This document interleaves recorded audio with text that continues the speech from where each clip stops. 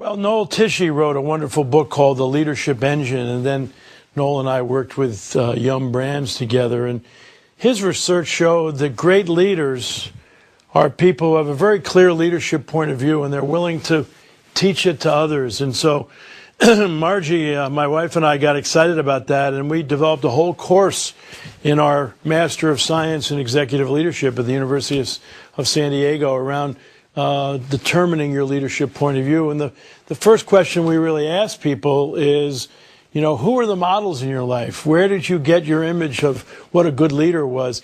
And it's so interesting, almost nobody ever mentions an organizational leader. They talk about their mother, their father, an uncle, a grandmother, a coach, a teacher.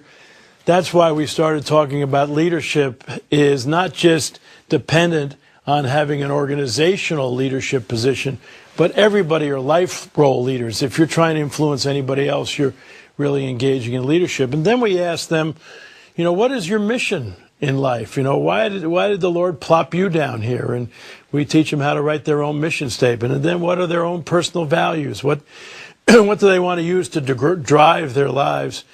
And then what we do is we then say, okay, now based on that, now what's your leadership point of view? What are your beliefs about leading and motivating people?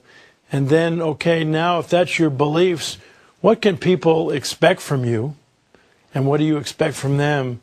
And then finally, how are you going to model what you say? And it's been fascinating to see what happens with people who really go through a process and develop their leadership point of view and teach it to their people. It just kind of blows their mind when they call a meeting and say, the reason I wanted to have you together is I wanted to share my leadership point of view and see how you can help me live consistent with that leadership point of view.